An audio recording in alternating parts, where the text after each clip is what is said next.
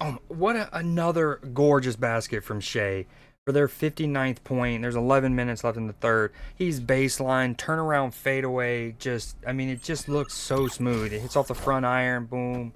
He's so good.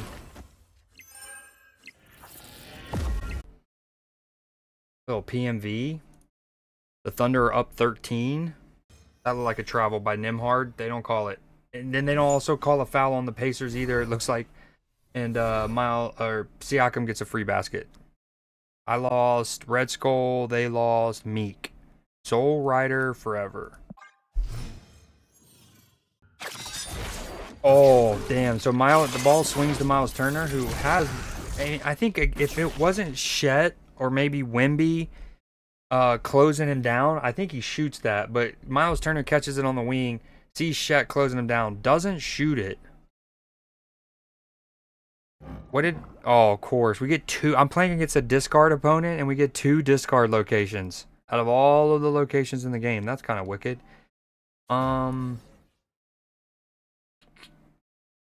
Anyways, and then so instead of shooting it, he like decides to drive to the basket, and he eventually gets called for traveling. Ooh, speaking of nice, it's 9-point game. Pacers have a chance to cut it down to a potentially 2-possession game. Notes you've made. What are some of the books? Oh, and they did. Pascal Siakam buries a 3. It's a 6-point game. 15 last possession, essentially the third quarter. The Thunder need a basket or some points. It'll be good for momentum transitioning into the fourth. Obviously, a lot of game left. Ooh, speaking of Tesla. Shea for 3 with a hand in his face. Oh my gosh. You really can't play much better defense if you're TJ McConnell there. And yet Shea buries the 3. Another absolute nothing but net 3.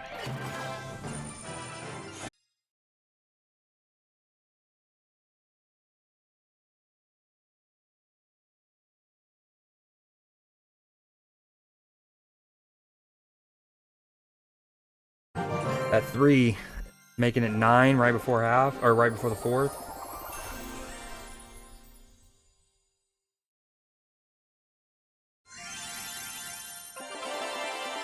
We finally hit 3,700.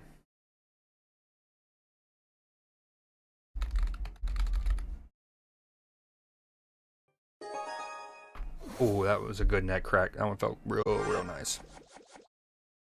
Chet, one-handed. Oh, Hartenstein, actually. Ooh, chicken tower skins or something. Oh, I don't. All right, it's a 4-point. Wow. Oh my God. All right, I'm gonna switch to I think sports for the final little bit. No, I'll do one more. I don't know. It's tough. It's a 4-point game. There's 4 minutes to go though. All right, we'll do one more. And if it's still close, we're doing sports. Oh my God! What a take from Shea to get their 140 or 104th point behind the back, splits 2. Ah, what a finish, dude! He makes those look literally routine, and they're far from it.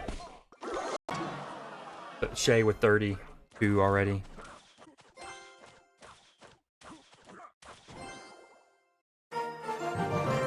Back up to an 8-point lead though. 3 minutes to go.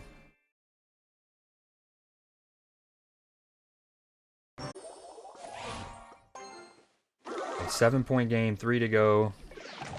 Oh, that guy.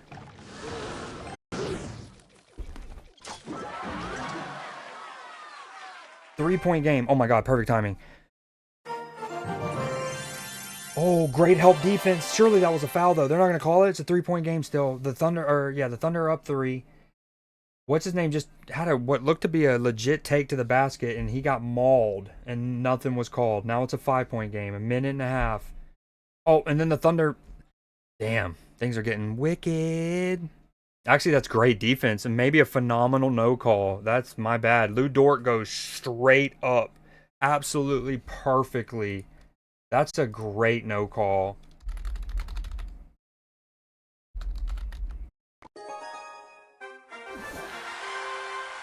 Okay, 3-point game. Thunder are up 3 with the ball. A minute and 15 seconds to go.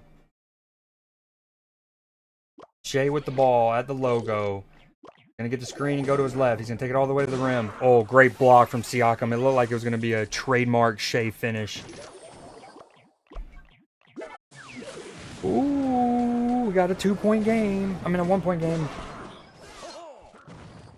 40 seconds to go. The Pacers are on a 10-2 run in the final 2 minutes. 38 seconds. 10 on the shot clock. Shea's starting to make his move. Going to his right. Through his legs. Chooses to pass it up. There's nothing there. Great defense on Jalen Williams so far. He's got to take it. 4 seconds. He unorthodox finish. Kind of pushes it and rushes it. Pacers are going to... Oh, is that out of bounds? They're going to stays with Thunder as Siakam thinks he's tripped. As Siakam goes to get the loose ball, he wants to say he's tripped. They're saying no trip. He's out of bounds. Thunder ball with a clock reset.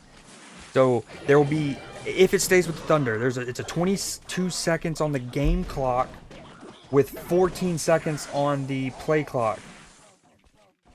I mean, what an effort from Pascal Siakam to even stay in bounds and get that.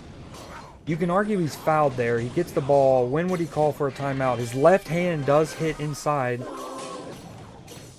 The timing works out, though, is even if it stays with the Thunder, if the Pacers can play defense, they might get time left. I mean, these boys were battling for this rebound. Oh, Siakam is livid. All right, 2-point game. It is still with the Thunder after all of that. Again, there's a 10-ish, 8-ish second difference with Shea. He loses handles briefly. I'm not surprised Nembhard didn't come out to that. Great defense. Nembhard's so good. Shea's still good at using his body. Huge rebound. I'm going to call a timeout. Okay, they're going to not.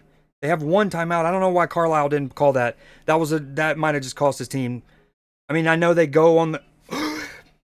Tyrese Halliburton, baby! He overrated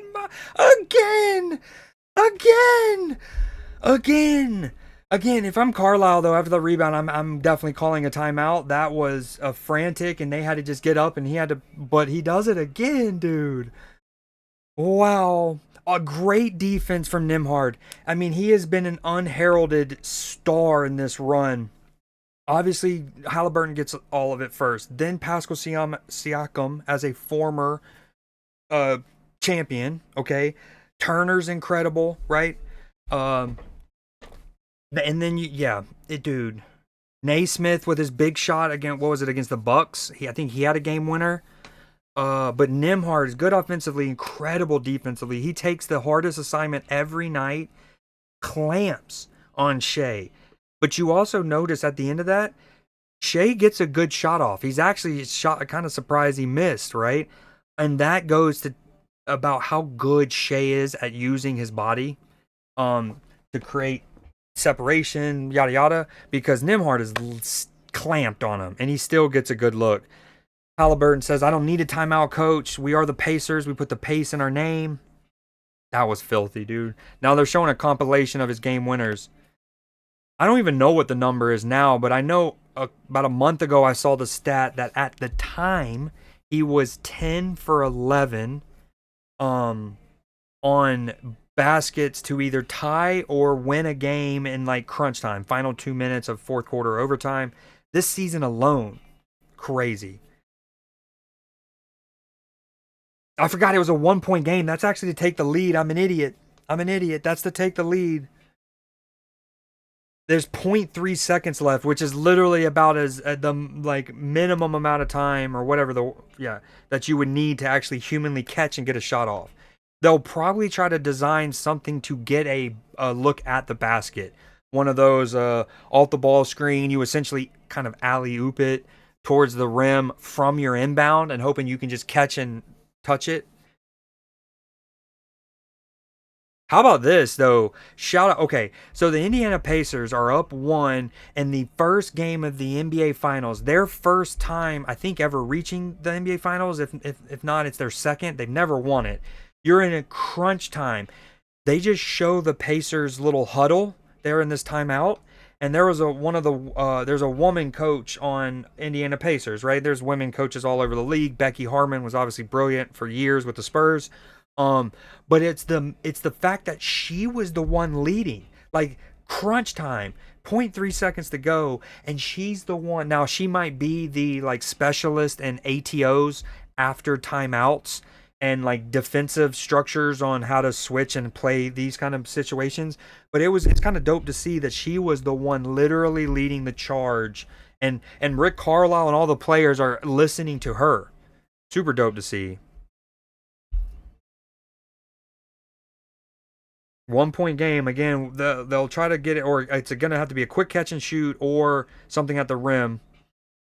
Dude, I can't believe he did it again. I can't believe old freaking Halliburton did it again. There's a bad pass. They were ready for it. Pacers still game one. Crazy. They go on what they haven't shown a graphic, but it was a 10-2 run when I last made the comment. So what did it finish? Like a 13-4, 14 to. What a crazy ending. I mean, another game where a team essentially blows the lead. The Pacers go on something like a 14-4 run down the stretch. Halliburton with the game winner. Great defense. I was saying that it's probably gonna be a look at the rim. They try to find Shet, and he screened off brilliantly. Plus, it's not a great pass from Alex Caruso. Incredible. Let's see what Halliburton has to say real quick. Oh, Lisa Salters also mentioned the no timeout. We we got to go. He had 5 seconds when he crossed half court. Plenty of time. Nemhar, dude. Clamp Shea. And again, by Shea's standards, you're surprised he didn't make that. Damn, dude. The Thunder lose game one at home. Now, I mentioned the stat a minute ago about he was 10 for 11, so he's probably like 12 for 13 or whatever it is now to lead. But it also, and I said in the final 2 minutes, aka crunch time, that just showed the stat that he has 5 of those shots in the final 5 seconds. That's wicked. What a game. Sports are so dope. Sports are so freaking dope. All right, I am going to call it there. It's 11. I appreciate y'all hanging out, Nate. Thank you for still being here. I know sports are definitely not your cup of tea. Most go ahead or game time and field goal, final 5 seconds in a single playoff. Halliburton's up there with Reggie Miller and LeBron James. Incredible company. All right, I'm gonna call it. Y'all have a great rest of your night.